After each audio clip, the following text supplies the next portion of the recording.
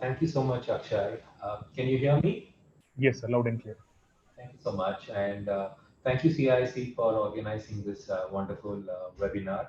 And I understand that this webinar has been going on for a few days or weeks now. And, there has been so much of participation, and people have been hearing from different topics. It's actually a pleasure because I'm seeing the number of participants. Every second it is increasing. We have touched 142 participants, so it's an absolute pleasure to be in front of you all. I wish we could do this online, but in these situations we need to go in there. Uh, Akshay, thanks a lot for the introduction. Uh, I'm not going to go deep into it, but just a little bit of myself. In the last 23 odd years, I have, got experiences in terms of working with large corporates.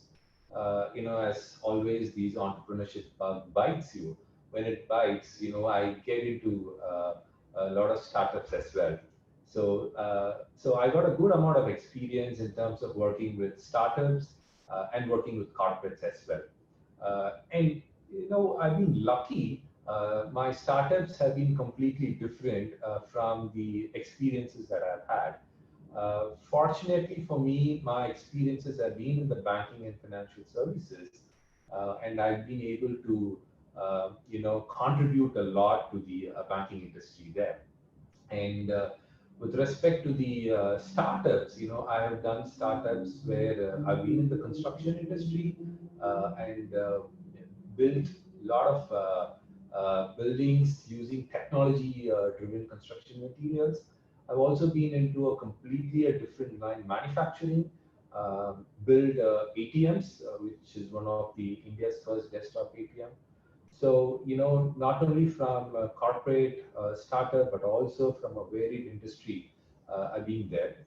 Uh, One thing that I would want to share in the next 1 hour is this presentation is not a recipe for a success.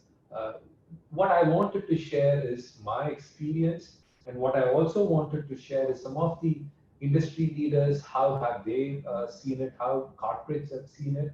So these are some of the best materials available with us.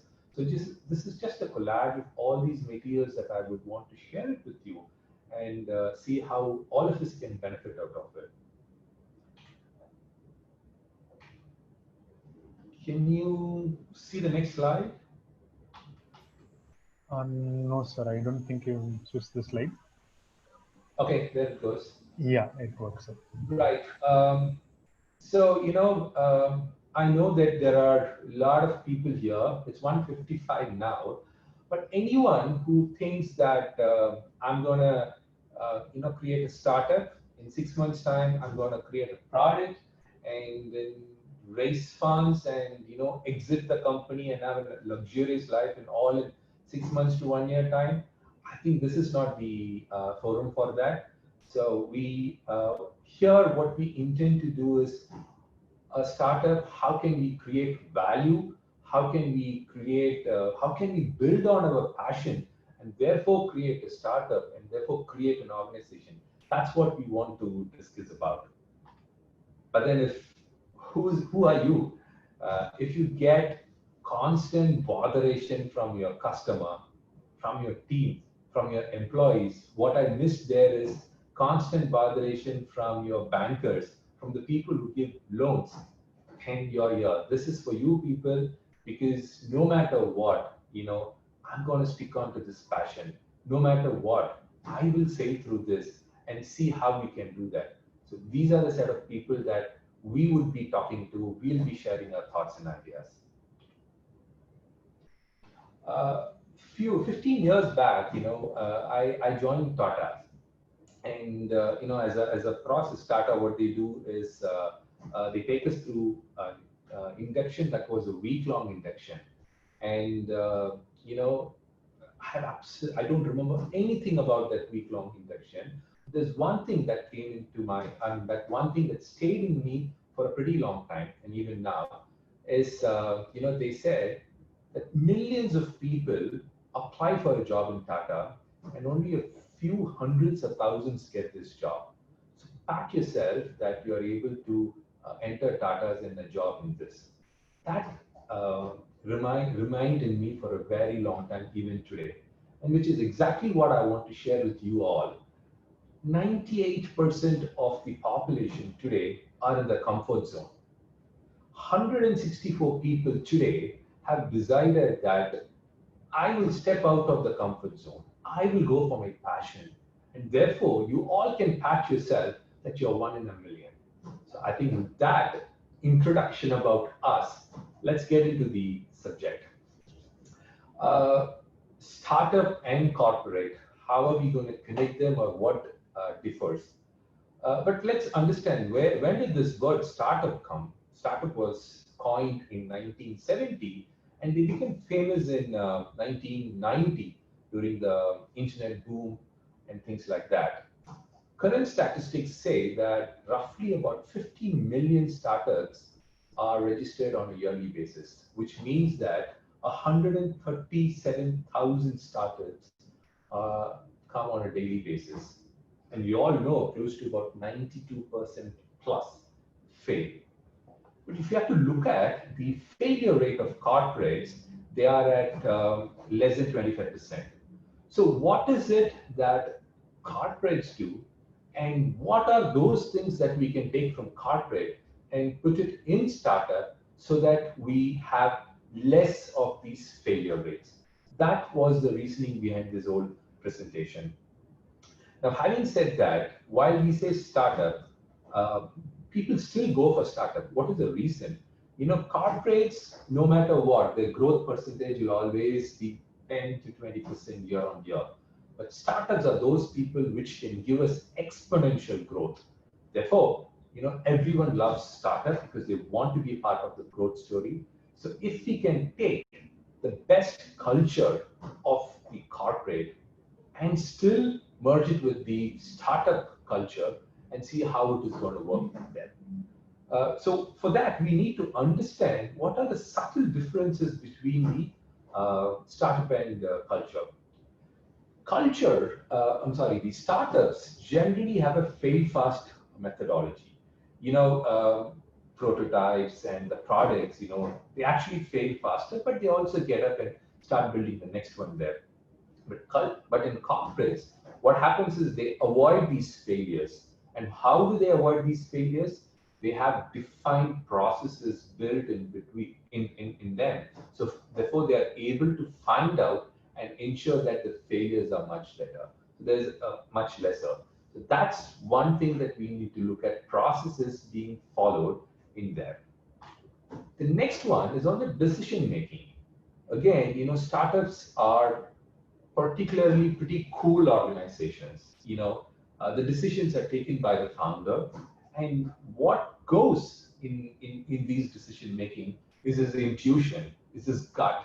Sometimes it's good, sometimes it's bad, but that's how most decisions are taken by them. But if you have to look at a decision in a corporation, it's typically again a well-drawn process between hierarchies. So the decision that is taken in a corporate is again process driven there. And the other one is, because of the culture of startup being a cool organization, the monitoring process don't happen much in startup. Whereas in a corporate, you would see that, they've got these MIS, KPIs, KRAs for those who don't know. MIS is Management Information System, KPIs are Key Performance Indicators, KRAs are Key Result Areas. So they are able to look at performance, management, monitoring, results, and then they're able to look at or validate the growth there. So in all these three scenarios that I've mentioned here, what happens is they follow processes.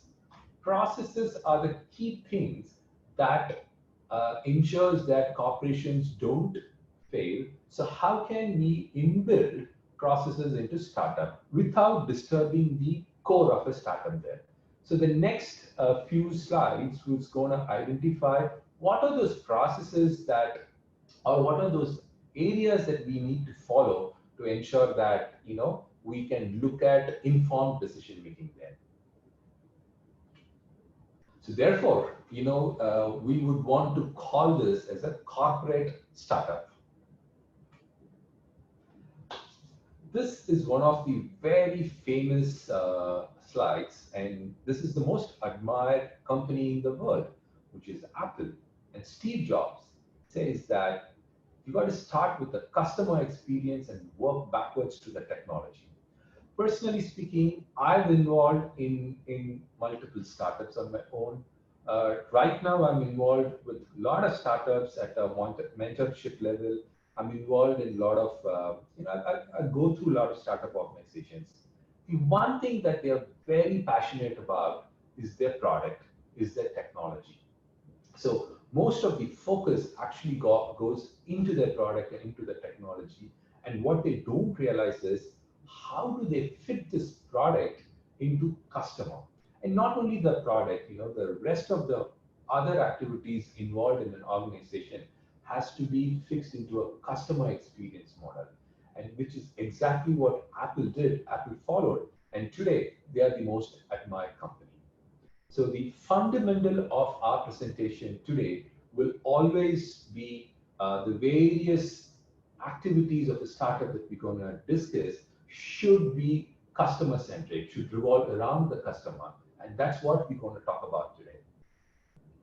So that's the I've picked up 7 important factors that any startup would look at and placed it around the customer and see how can we learn from corporates, the characteristics of the startup, the experience of corporate, fix it with the customer, and see how we can work towards that. So we'll go each and every component in detail here. First is, you can call it the product or you can call it the ideas. Okay. When I say people who matter, say most of these startups look at venture capitalism, and venture capitalists says ideas are cheap and abundant. Execution is everything.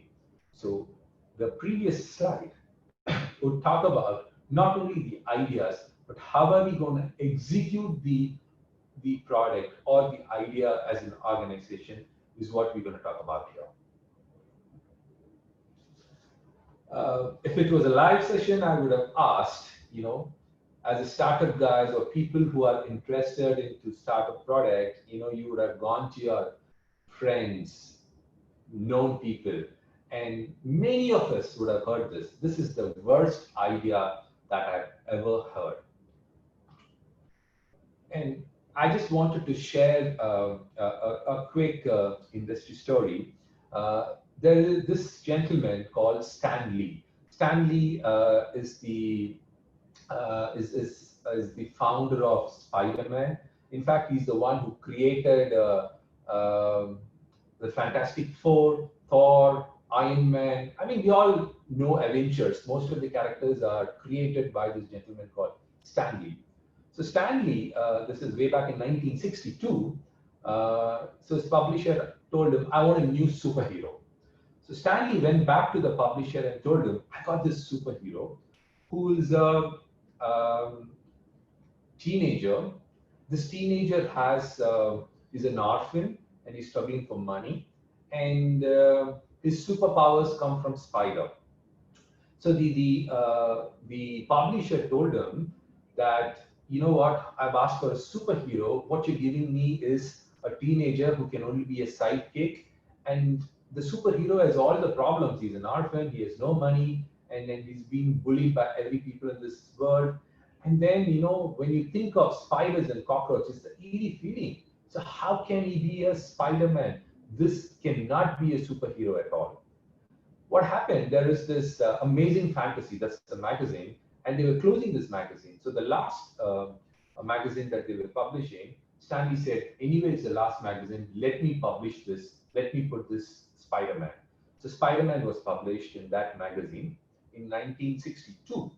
And after a month, when the sales report came, the sales of that magazine shot because of this character called Spider-Man. And after that, we all know what happened. He became a part of Avenger. And today, When I was a kid, I loved Spider-Man.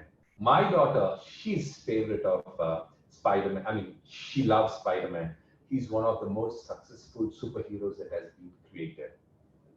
And if I have to take Stanley's words, if you have an idea that is genuinely good, don't let an idiot talk out of it.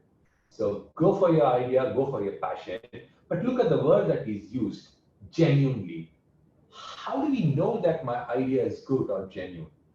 Most of our startups, we will think that this is great and then we jump into this. Corporates don't do that. So how can we look at this idea? So let's find out ways how the startups themselves found their ideas.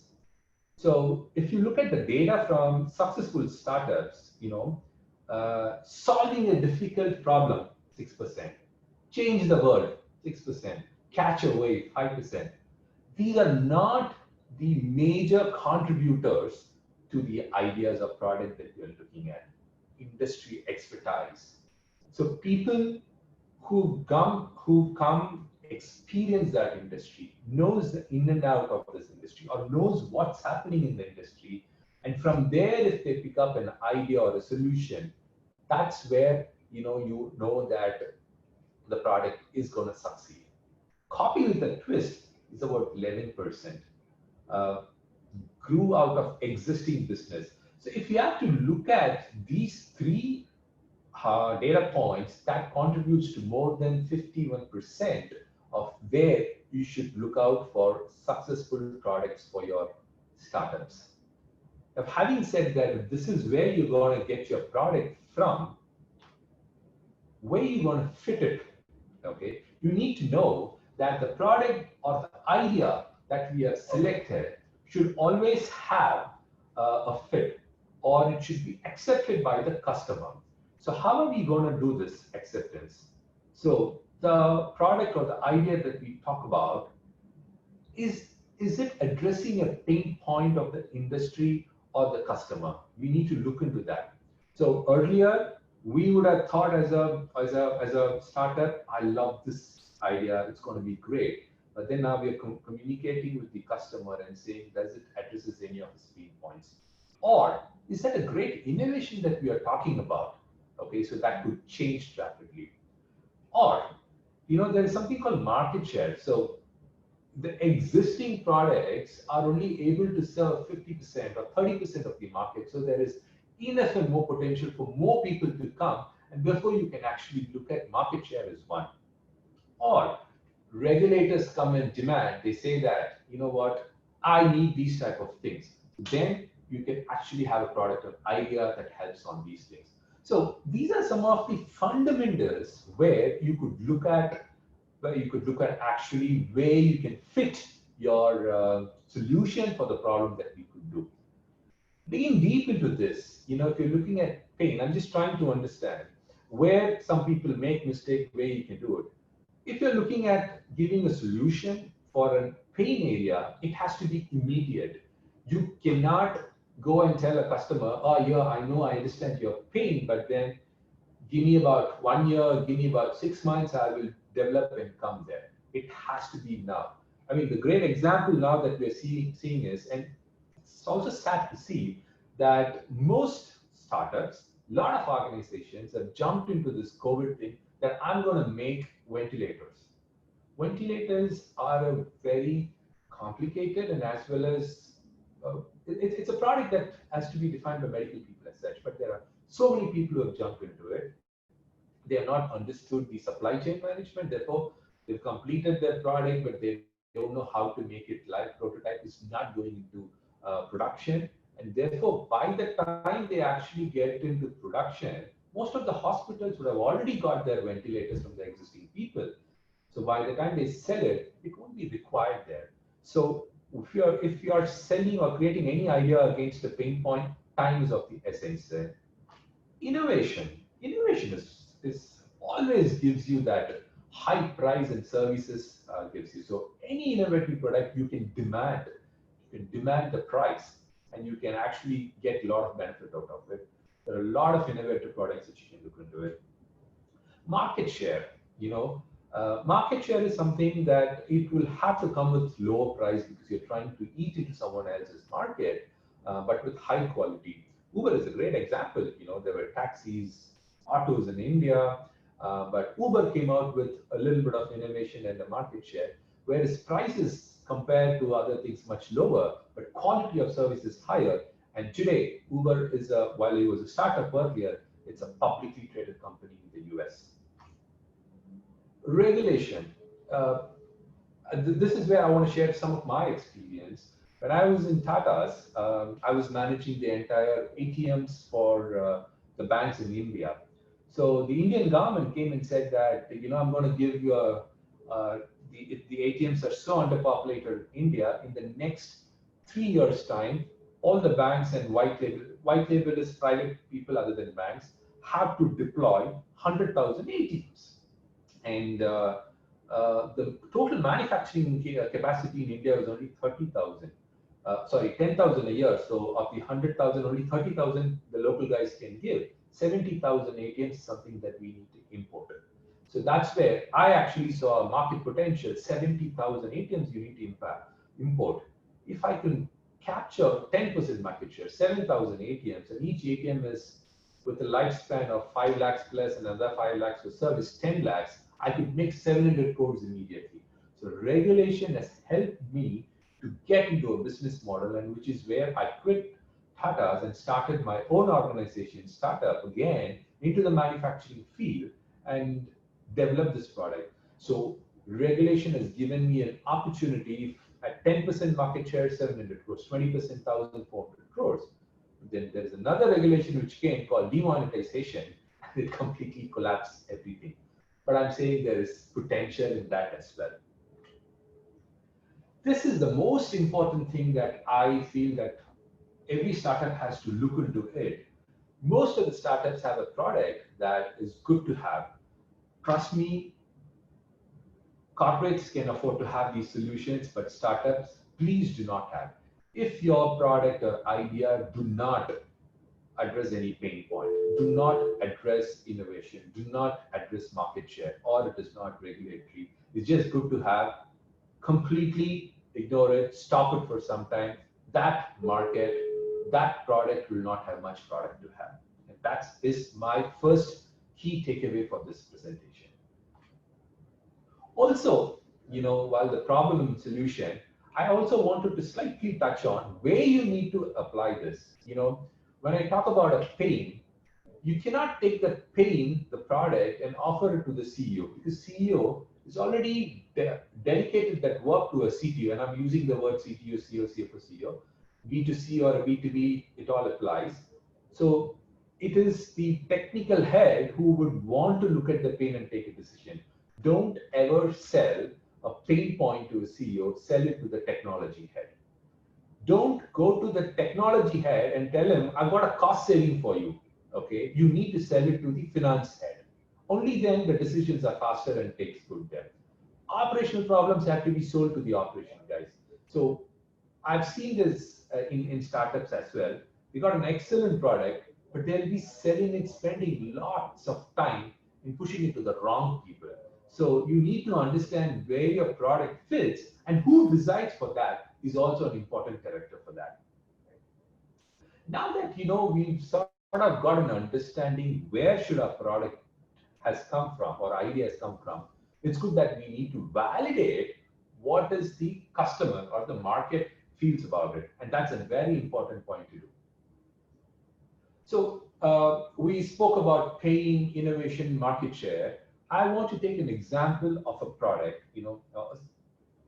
This is a very famous Indian, and when he was going in the car, he actually saw his fellow Indian and in this motorbike, and there were 4 people. The entire family was sitting on a motorbike, and he said, "Oh my God, such a pain! If only he could have a car, they could actually save travel." But then this car needs to be, if I can give this car the price of a motorbike, okay, then he could buy it. He could actually do it. So what did he do?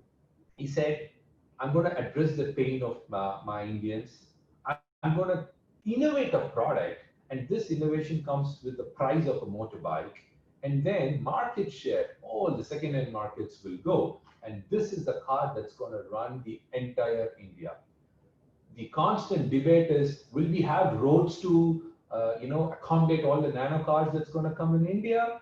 Are we going to look at a huge the petrol or diesel going to be consumed a lot? Where are we going to address all these problems? There was a lot of debate. Everyone was excited. The world was excited because we're going to give a car at 1 lakh rupees, and we all know what happened to Tata. I mean the nanos. And the answer to that is, world's cheapest car. So everyone said, okay, it's closed, and because the reason it's world's cheapest car. While that is a contributing factor for the failure, okay, that was a product which did address pain, which did address innovation, which did address market share. Why did it still fail? So that's where we need to look at it. Failed promises. A car, everyone went on to say that I want this car. For whatever reasons, it was delayed, and the car got launched 2 years later. So the fizzles out. And what was supposed to be a 1 lakh car was actually about 2.59 lakh car. Lower price, we thought innovation. Innovation is not dependent on quality. Lower price contributed to lower quality and less safety features. It killed the innovation in that term. So not only it killed the pain by making it world's cheapest car, it also killed the innovation in that my lower quality, lower price, and less safety features. And what we thought the market share was, if I can get a better car, better safety features in a second-hand car, why would I want a nano? And I don't want to carry a name with me of a world's cheapest car. So even the market share did not help them. So the validation before they've started this was on their side, all these 3 points. But after they launched it, the customer feedback, and there all the validation is gone for a toss. So it is very, very important. The perspective of customer has to be taken into consideration when you decide on the product there. You need to understand what is reality, what is expectation. I goes on, so I was very tempted to share this slide also. This is on the lighter side. So this is us doing expectations versus reality. Okay, this is also a most important slide for us. We are into the CRM, which is customer relationship management.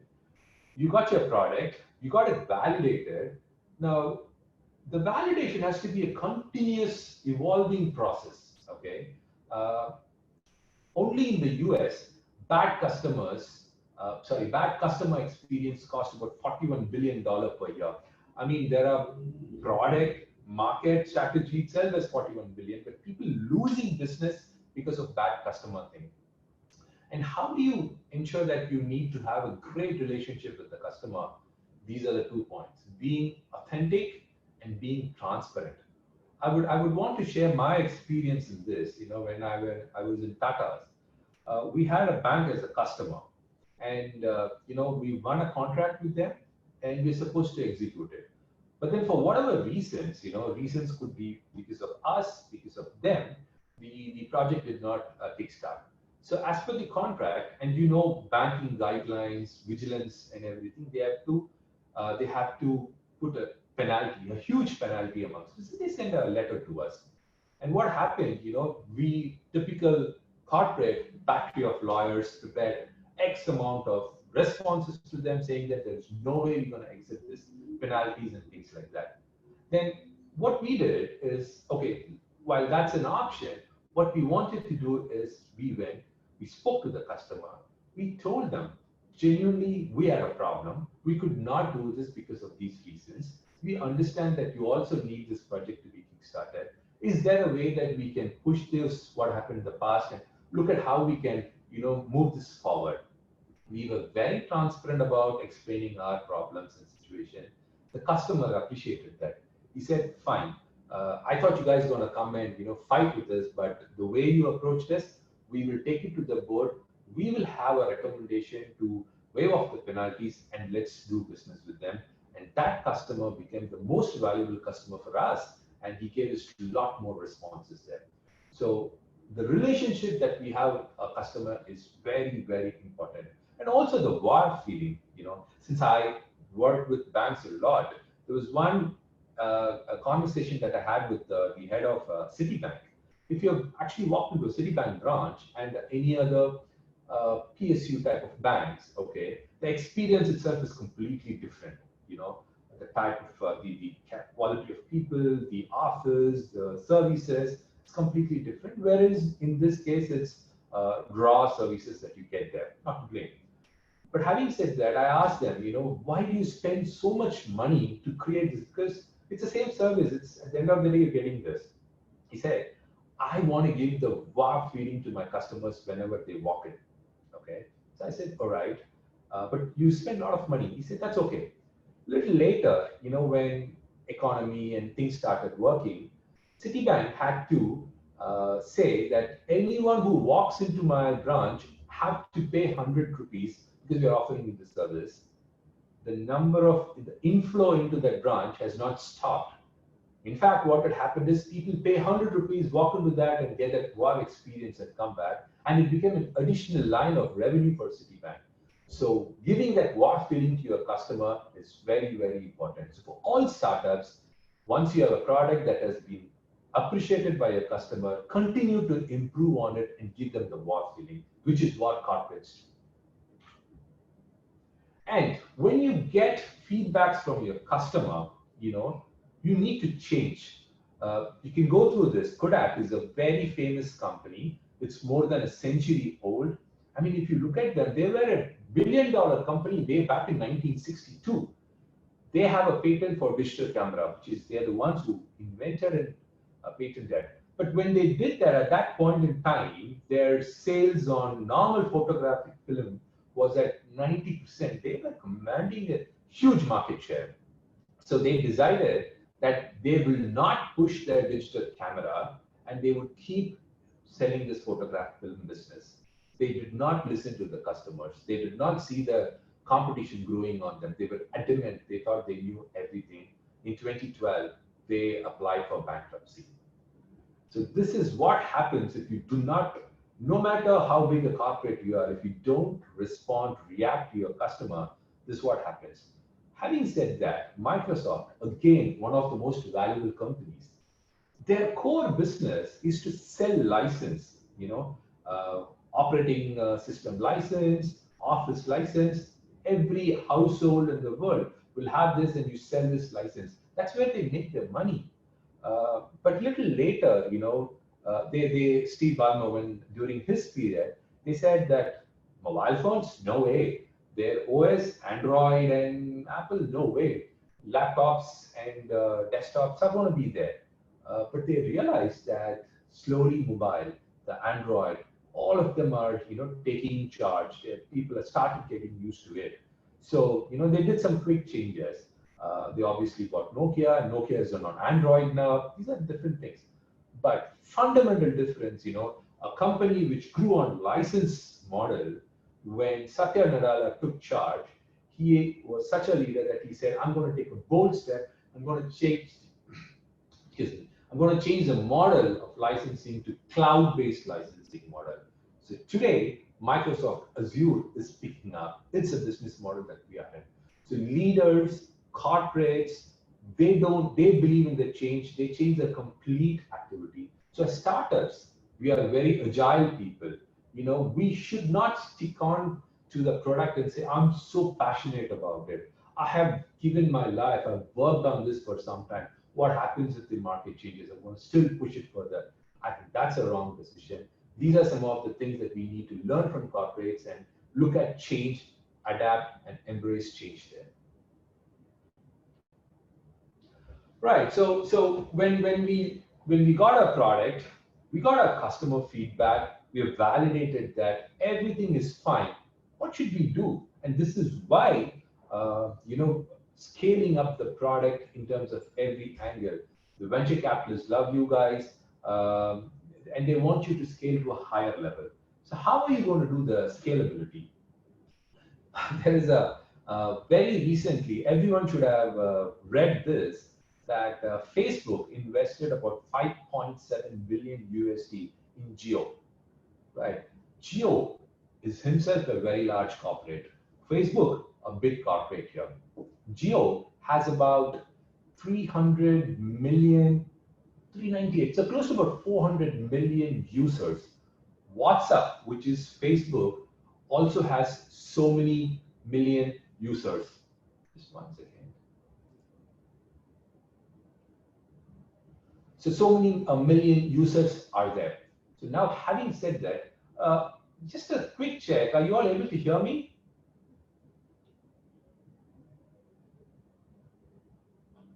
Hello?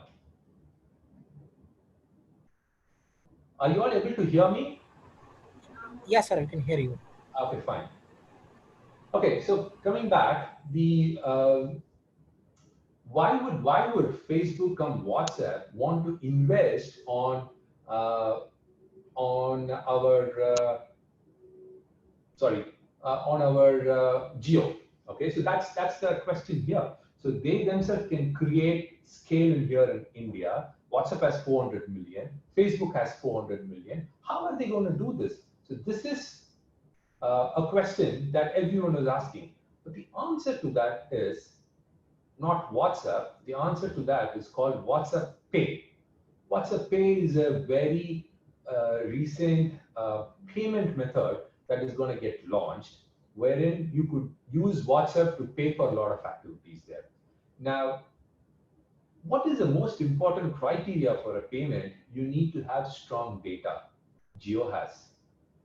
And I already have 400 million customers.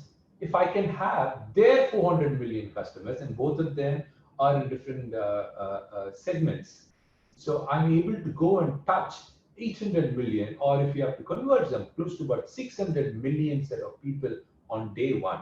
And that is a huge strategy. So if you have to look at scaling up, okay, you have to look at partnerships and alliances as the way of doing it. Most startups think that I'm going to open a shop here, then I will open up a shop in Americas, I will open up a shop here. I think from my experience, you need to look at partnerships. You need to look at alliances as a way of looking at how you're going to do a scale up. Remember in the start, I shared the story of Stanley. Stanley, while he created all those superheroes, he created for a company called Marvel, for which he was the chief writer. And when these movies are being made and when comics are being made, the royalty, everything goes to Marvel, not to Stanley. So if there's a product that you guys look at scaling it up, not only partnerships and alliances, but look at the way of royalty.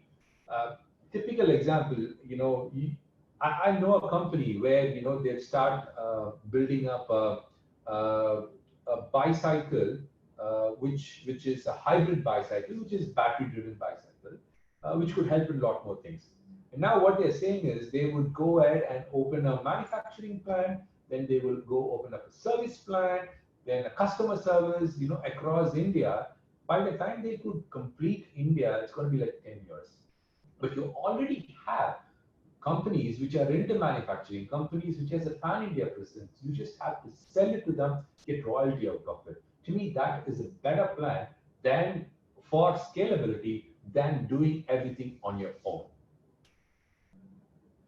The most important part is finance, and I think in the last few sessions of webinars, most of you would have gone through how to raise funds and things like that. So I'm not going to touch on that. But the most important part that I'm going to look into here is cash flow. Now, cash flow is one where 82% of the businesses fail.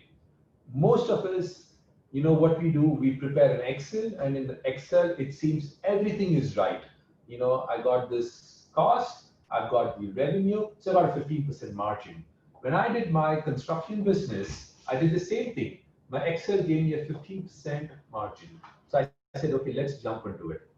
And when the project started, I realized that, I need to, get all the hardwares first given to them. So that involves a lot of capital that I need to put in first. So working capital requirement for that. Then what was there? Then, it was a long period of construction. Prices started fluctuating. So as and when prices started fluctuating, my margins started fluctuating as such. So really had no idea what's going on there. And then after, there's a cash flow that also comes from them. But it's not a weekly cash or a monthly cash flow. You need to go sit with them, get their quality check, audited, and everything. And that's people dependent. You have absolutely no idea. They are on leave, Diwali comes, and so many issues that cash flow also, becomes a problem there. And finally, by the time I finished the project, they said 10% retention, which we will give you after a year. So when I looked at the Excel and actual, 15% on my Excel profit has become 25% negative on this. So always work on cash flow based manner and not on pure P&L of the project there. That's a very important thing that you need to look into it when you actually price it to your customer. The next point is also very important, and I'm going to read this because that's an important point. Every word. Harvard Business Review of visionary companies that had endured over 50 years, all the corporates, they did not have a single company stating maximizing shareholder wealth, profit maximization, or even maximizing growth as a driving force of the activity. If you look at some of the vision, mission statement, I'm going to give the shareholders so much of returns, I'm going to give so much profits and things like maximizing growth. These all could be statements, but all the companies have accepted that profitability is core to sustainability. And this is a very important message that I'm passing to the audience and the startups here, that while startups are looked at valuation, but I think that will come later. You all have to look at profitability as the first one. Run your business, your pricing, your product fit, your customer relationship, everything should look at profitability as the one. Because once you're profitable, you're sustainable, and then look at scalability as a point in there. That is a very important key takeaway that I would say, in addition to the customer relationship, that your focus should always be on profitability. All right, so I didn't want to share this slide which tells us the reasons for failure, but we all know no market need. I told you, right? Most of the solutions are good to have solutions. Ran out of cash. That's because we are not looking at cash flow. We think on the P&L, we think on Excel sheet, and so ran out of cash. So I think the first 2 points are market need is what your product fits in, and ran out of cash, always price and your spend has to be based on the cash flow that you need to have. The third important point that why many of them fail is not the right team. Okay, it's a very famous thing. It doesn't matter how great your idea is if your team cannot pull it through. And that image that I've shared there, I have seen it with many startups. The profit's gone, the sales down, cash is there. So they're like, what if we don't change at all? Some magic could happen. We're all sitting on that. So what is it? The team has to be there. But having said that, a corporate has a different structure. They have multiple teams and things like that. A startup is a startup because they are a lean team and multitasking team, so they have to be there.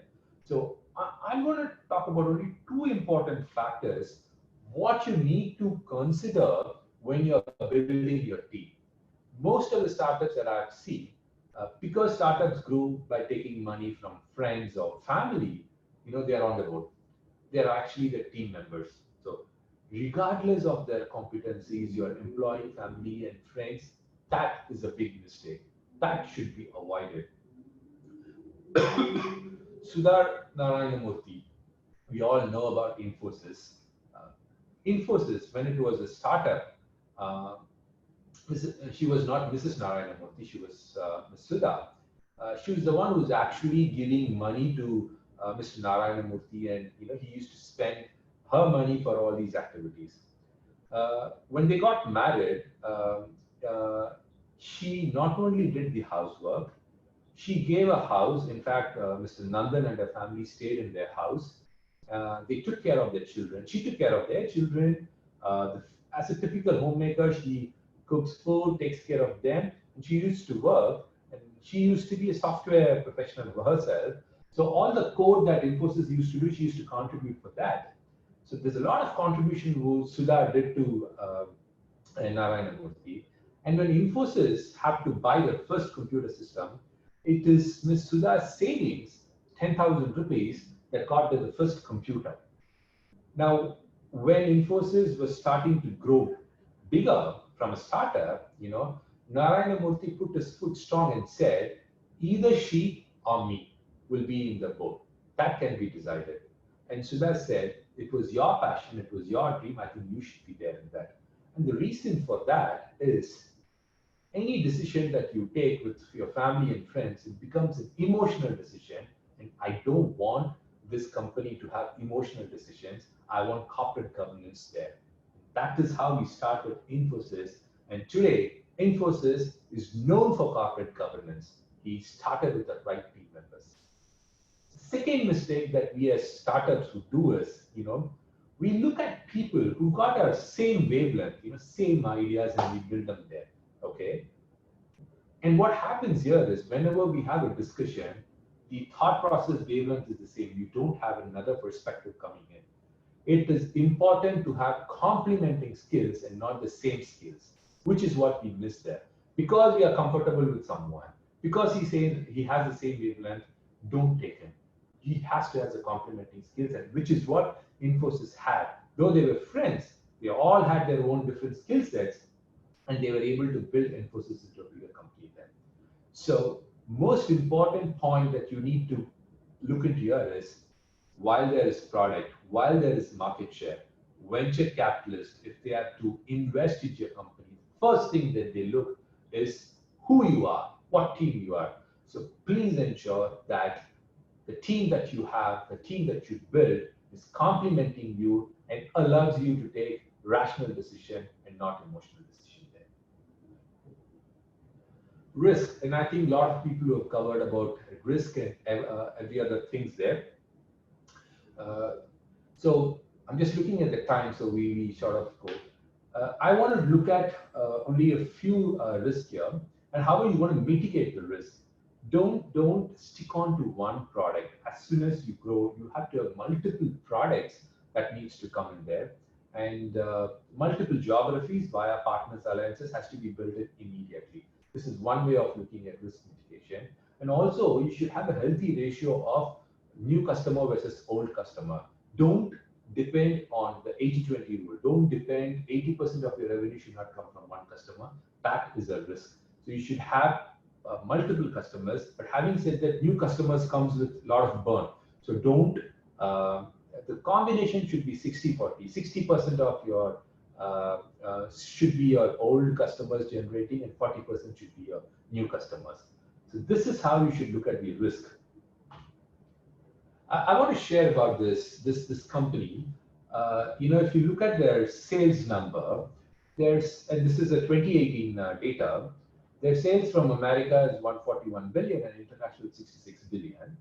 But if you look at the profit, total profit is about 5 billion on a $200 billion plus sales.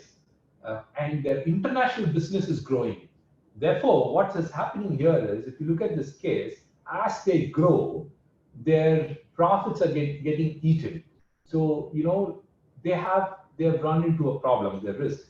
Though they have 50% market share in the US, they're actually losing money there. So what did they mitigate it?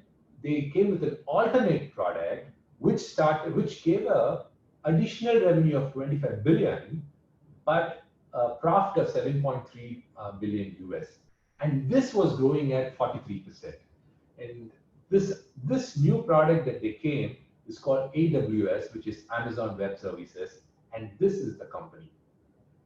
And what Wall Street Journal talks about this company is, Amazon is just not an amazing technical engineering company, but a brilliant financial engineering company. So for you to run a successful startup, you have to be technically smart, and also financially smart there. You need to have multiple products contributing to your revenue. You need to have multiple geographies contributing to your revenue. Agile way, smart way, not opening up, but looking with partners and things like that. And this is how you would be successful in there. And this is the world of COVID, so it's always good to have a COVID slide. So most of us are startups. For those who don't know the word of unicorns, startups which went to make $1 billion are called unicorn. But I guess for some time we should not worry about that animal. We should follow a camel. Startups at this point in time should be camel, and this is I would want to call an advice because of the times that I would want to share it here. And what is a camel startup? Camels are the ones which prepare for the unexpected. So camel startups, you have to be prepared for the unexpected. So we don't know how the world economy is going to behave. We don't know how the consumer is going to behave. We don't know the cash flow. Every bank's into trouble. There are a lot of century-old companies like Hertz. They're all filing for bankruptcy. So we need to be really, really careful in how we run our startup. So like how Camel, what it does, it goes in hot condition, dry condition. It goes without water for a long time. And when it gets water, it drinks the water, it saves that thing. So that's exactly we as startups should do. As Camel startups, what we need to do is don't stray too far from sustainability. At this point in time, my advice to all the startups and budding entrepreneurs is look at sustainability. And how are you going to do the sustainability? Your burn, which is how you burn your money, is to be proportional to the money that you make. So if you are burning equal amount of money that you're making, then you're sustaining your business and keep it there. That's what you need to do it for. And when time comes, when you see water, that's where you can start back and then look at growth activity. And that's my advice to all the Camel startups if they would want to. Unicorns are different. We started with culture, culture between the startups, the corporation, how the culture is. A culture is also defined by character.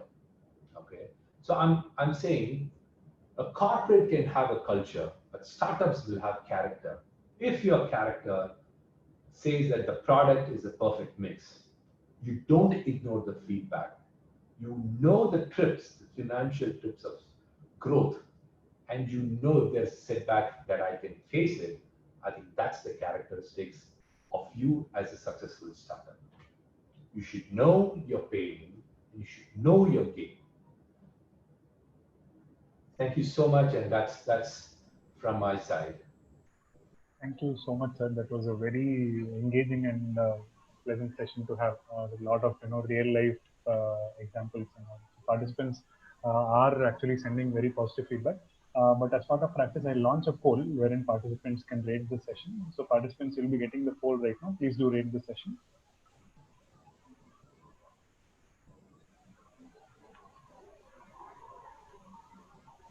Yeah, participants should get a poll right now. You can rate the session on a scale of 1 star to 5 star. Sir, can we take a few questions?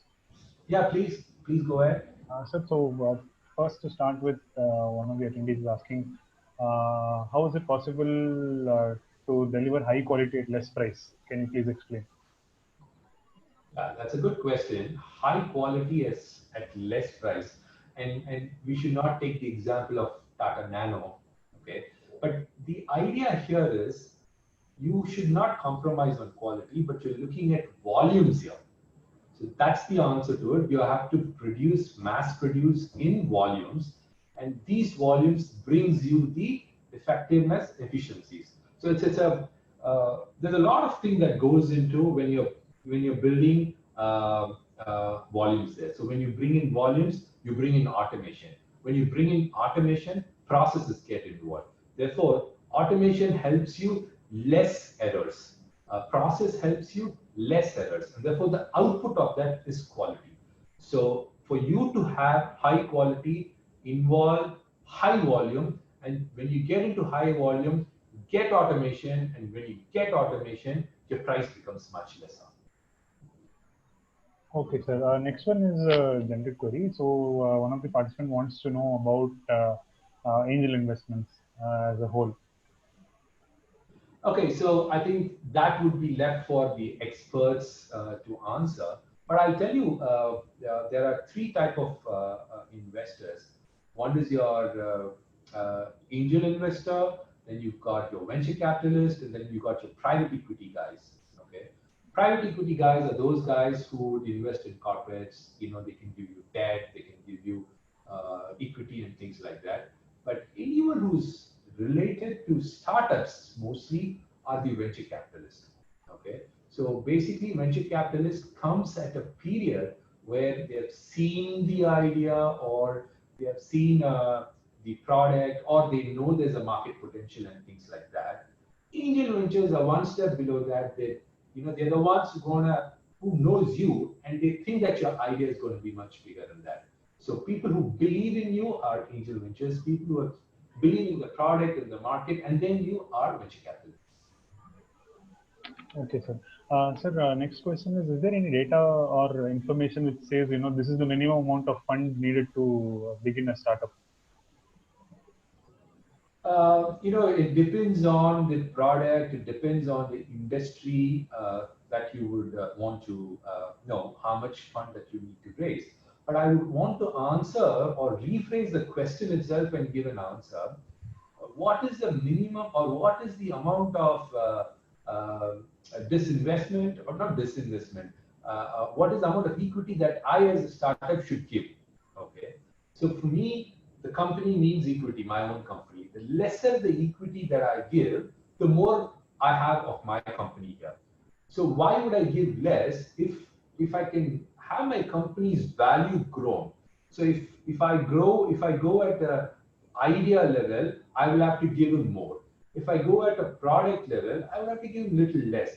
If I go with a customer level, I will have to give him lesser. So I think the most important answer is how much is something that I would love to offload. It has to be minimum. So when do you think that you would go to a startup is after you've done step 1, step 2, step 3, then go to them, then you will have to look at minimum equity to be given.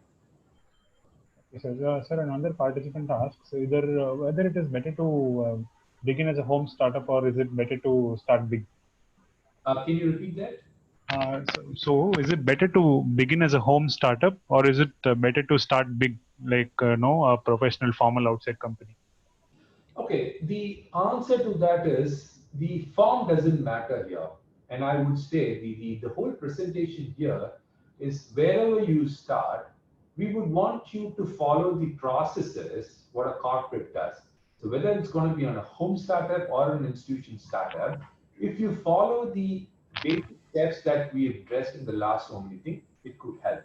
But there is always a difference between home startup and institution because institution allows or gives you some database of mentorship, gives you access to markets, gives you an environment or an ecosystem that would help you to,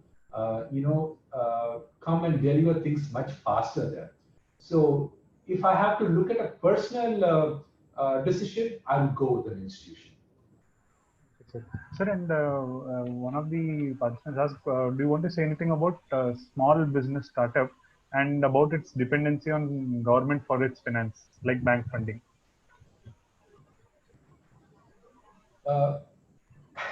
Lot of questions on funding, and which we know is the biggest problem. So I guess right now, how government is going to fund people. So I'm not going to talk about what happened in the past. Right now we have to look at how are the funds going to come from government. Are they going to help us in terms of securing projects? So government, I think there are grants available. So you can look at looking at those grants for the products.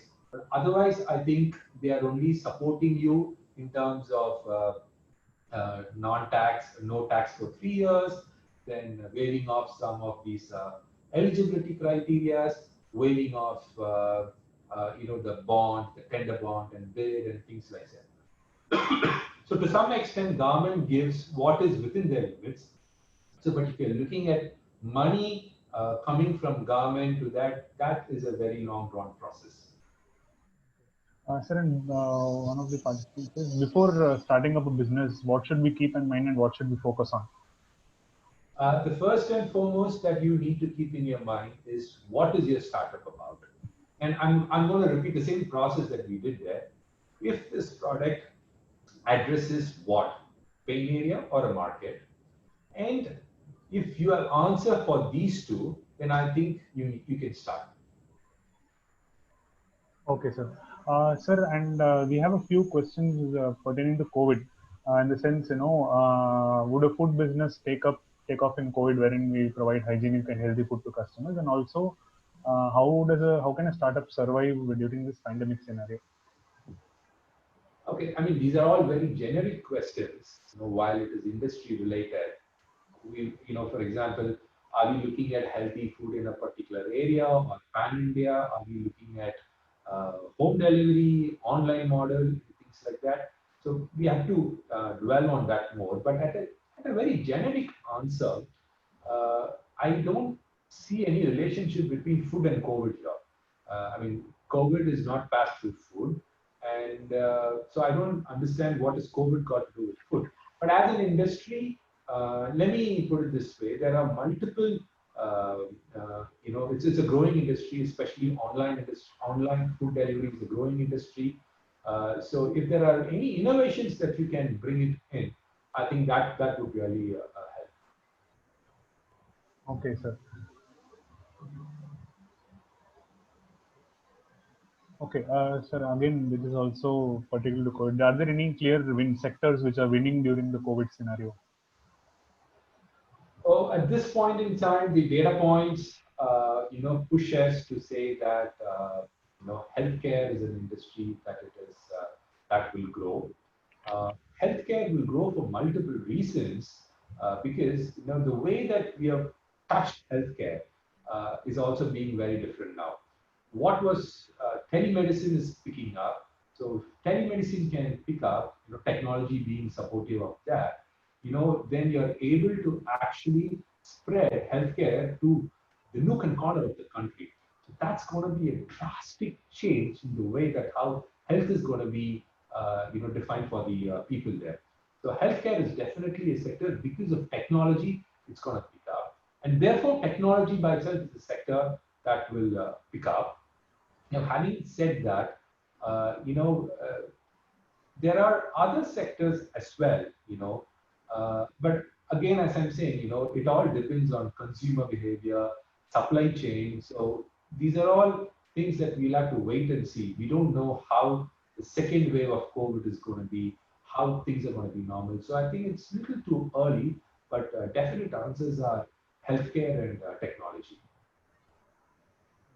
I think that is about the questions we have, and I suppose most of the participants have also voted on the poll.